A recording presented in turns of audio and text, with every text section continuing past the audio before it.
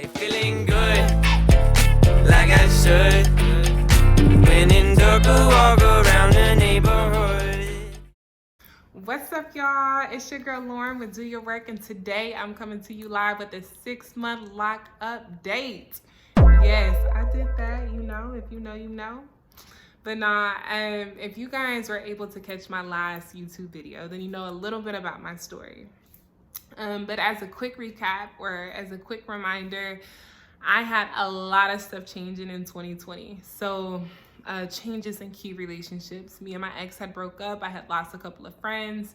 Changes in employment status. So I was in between jobs, and I had 3 jobs in 1 year. We ain't even gonna talk about that, but you know, that is where I was.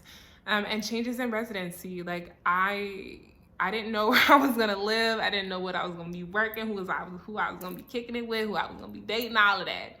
Just a lot of outcome changes. And I knew that those outcomes were a direct reflection of choices that I've made, thoughts that I've thought, words that I've used, behaviors that I've acted upon. And so I wanted to take some time to revisit self, and I decided to lock my hair in the process of self-exploration. So in the earlier parts of my lock journey, I didn't navigate too much insecurity. I just didn't. I think that I was so focused on changing a lot of my outcomes that I was just like, listen, my locks are little and they are what they are. We here, so we're gonna continue to grow, and we're gonna continue to accept. So the early part, I wasn't insecure, or that wasn't my personal journey. I know I was super excited about the ugly stage though, because I thought that could be very healing. So being able to look in the mirror and say, like, I ain't got the weave. I don't got the 26-inch weave or the braids or the look. But it wasn't as hard as I thought it was gonna be. So that was really cool. That was, the earlier parts of my lock journey. Now towards the middle, so months like 2 and 3, I guess I would say, or 3 and 4, middle part, was fuzzy. The middle part, I became fuzzy. So I had fuzzy locks, and really this particular segment of my 6-month lock update, or my 6-month lock journey, was really all about owning my own version of femininity. So what does beautiful look like to Lauren now that she's different, now that she isn't relying on weave, or isn't relying on things external to her? What does beauty look like for Lauren? And so I got fun and I got fancy. I had my fuzzies going on, and we was kicking it, we was rocking, and I really enjoyed it. I really enjoyed the middle months 2, 3 of my 6-month journey. And then towards the end, so 4, 5, and 6, I really started to lock up, which was exciting. People wasn't calling my stuff an afro or some twisties, or people started referring to my locks. It's like, okay, I see what you're doing. We locking. I'm like, So I would say, my word for 2021 is seal.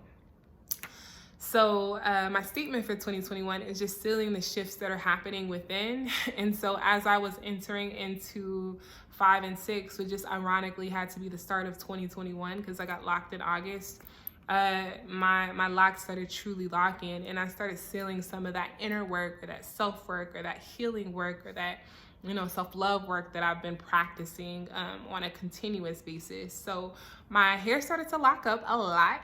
But what I did notice though, y'all, is that the back of my hair is longer than the front of my hair. My front, we got some opportunities in the front. And so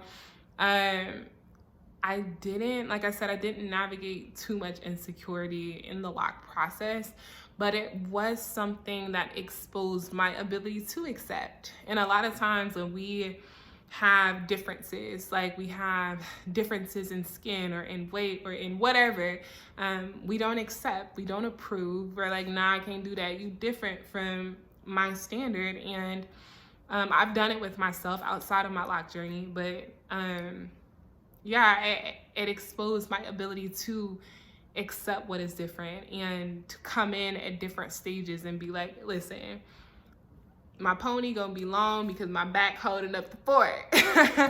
And we still popping in the front, you know. And just the ability to accept where you're at has been really cool. And that was probably towards months 4, 5, and 6, towards the end of my 6-month lock journey. Now, some lessons that I've learned along the way. I would say not comparing. So months, what was it, 1 and 2, and a little pre-months, I was like, okay, so my hair is about this long, and if I lock my hair now and I continue to lock, drink my water, eat my fruits, do my vitamins, it's gonna be this long based on her YouTube video, and you can't do that, right? And so I had got addicted. I was watching them every day. I'm like, I'm gonna watch this girl's YouTube video so I can predict out how my stuff is gonna look like. And then I had to realize, like, listen, we are where we are, and you're ruining the moment by focusing so much on the future. So we're at where we're at. We're gonna love where we're at. We're gonna vibe where we're at. And that was, you know, a lock lesson. That was a lock reflection. And so that was more so towards the beginning in the pre-lock journey, but I don't really do that much anymore. The second thing, though, it was staying hydrated. And so when I say stay hydrated, I don't necessarily mean like drinking your water and eating your fruits, although we do need to be doing that. It was more so like hydration of the soul.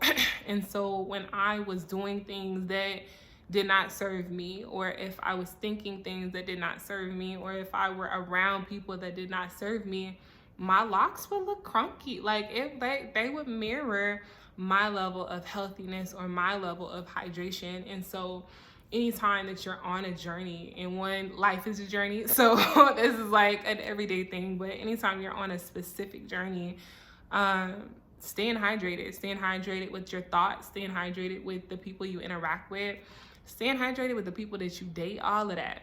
And so I had moments of dehydration, and it showed in my hair. And then the last thing was unevenness. So I talked a little bit about the back holding up the fort. I did, but there was so much cool symbolism in unevenness. In my personal journey, I know that I have things that I am strong at. I come with heat, I come with pressure. And then there are things where people be like, no, low. What what you got going on, Lord? And so I think that my unevenness is very symbolic of who I am and what my growth and what my healing journey looks like. I ain't perfect. I have shortcomings, and it was cool to see like my hair grow in the way it grows in at me, to be able to kind of draw that comparison or draw that symbolism. So you know, acceptance, not comparing, owning your stuff, having fun. The lock journey is supposed to be fun.